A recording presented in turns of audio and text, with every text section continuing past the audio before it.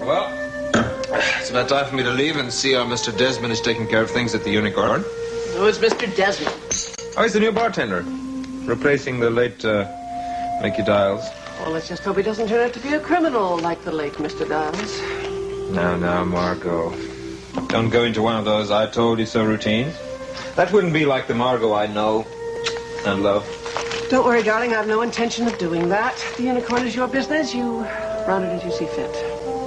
My. We have come a long way, haven't we? Yes, we've come a long way.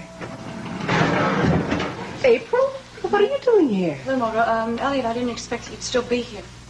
That's okay, April. I was just about to leave. Thanks for bringing up the elevator. I won't feel so bad about leaving Margo alone now that she has good company. Enjoy yourselves. Good night. April, what's the matter? This horrible thing in my life has happened tonight. What? I can't believe he'd do it. In any case, I've left Draper. I've left him and I may never go back.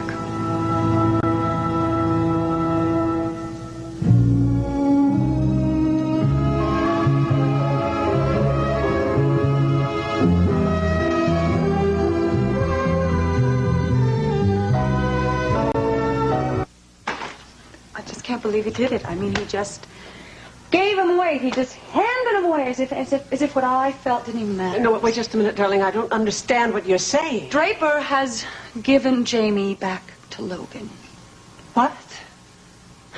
I went out earlier to go shopping. At least that's what I said I was doing. I went over to Nicole and Miles' house to tell them how unreasonably Draper has been acting and to try to get them to help me convince Draper... No, wait, just a minute, darling. Sit down over here, calm yourself, and tell me everything that's happened step by step. Come on.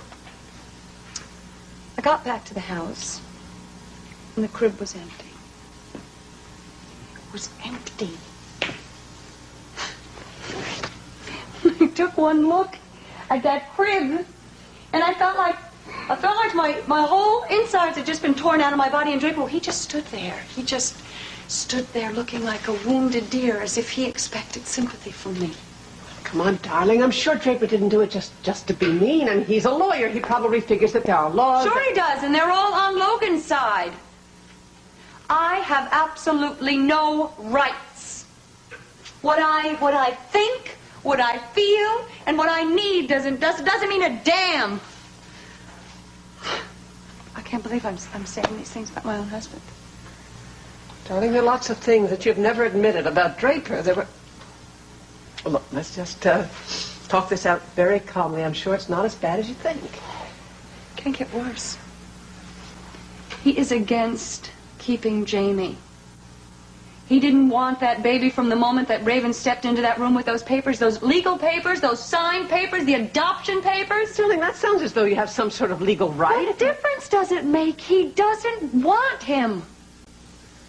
I know that now. I also know that he never meant it when he talked about adoption. That was said for my benefit, to appease me. He just figured I'd forget about the whole entire thing. Well, everyone knows there's no such thing as paternal instinct, is there? But I love Jamie. And Draper knew that. God knows I've loved that baby like he was my own. He spent more time with me than he has with his own mother. Well, look, it's obvious that his own mother doesn't want him, but you have to be realistic, darling. Logan Swift has certain claims. Then let him prove it. He's a lawyer. He should know better than that. Honey, you can't blame him for wanting the little boy. Don't blame Logan. I don't blame him. But I do blame Draper.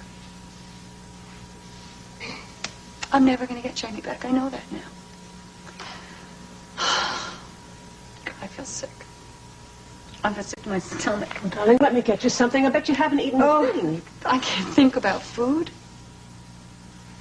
Margo, what I really need is to be alone. I need time to think. All right, why don't you go upstairs and lie down and try and rest, and then we'll talk about it together. Maybe we could solve it. I know I'm right. I mean, I believe that I'm right. You believe it, don't you? Raven wanted me to have that baby. I didn't kidnap Jamie. And I have got just as much right to that baby as Logan does. And the only reason Draper's helping Logan is because Draper is his friend. Me? Well, I seem to be just his wife.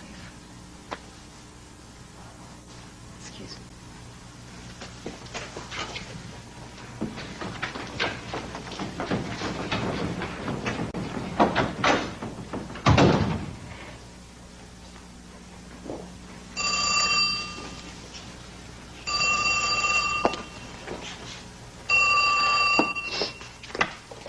Yes, hello. Margo, it's Draper. Oh, Draper, what do you want? Is April there?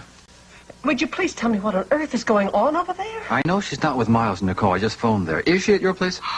Yes, Draper, she's here. She's upstairs and she's very upset, if you must know. May I please speak with my wife? Look, she is resting. Look, what you did was a terrible thing, you know. Margo, don't make any judgments. Just let me speak with my wife. All right, just a moment.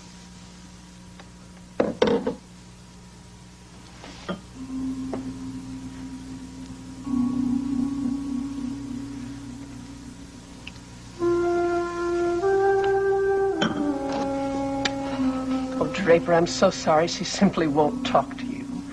She absolutely refuses.